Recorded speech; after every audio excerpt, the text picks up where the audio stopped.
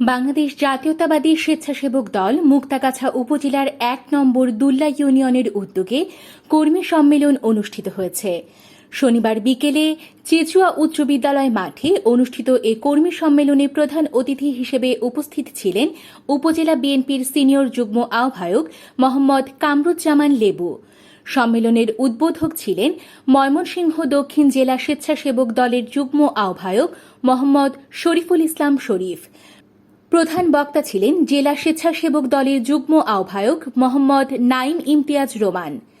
কর্মী সম্মেলনে সভাপতিত্ব করেন মুক্তাগাছা উপজেলা স্বেচ্ছাসেবক দলের আহ্বায়ক মোহাম্মদ রফিকুল হাসান জনি এবং সমন্বয়কারীর দায়িত্বে ছিলেন উপজেলা স্বেচ্ছাসেবক দলের সদস্য সচিব মোহাম্মদ আব্দুস সাইদ।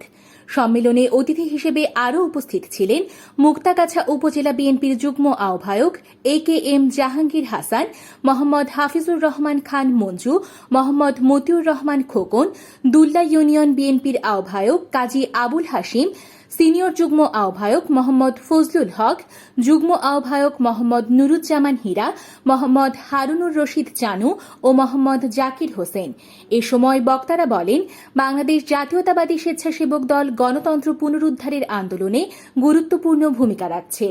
সংগঠনকে আরও শক্তিশালী করে মুক্তাগাছায় বিএনপির রাজপথের আন্দোলনকে বেগবান করা হবে।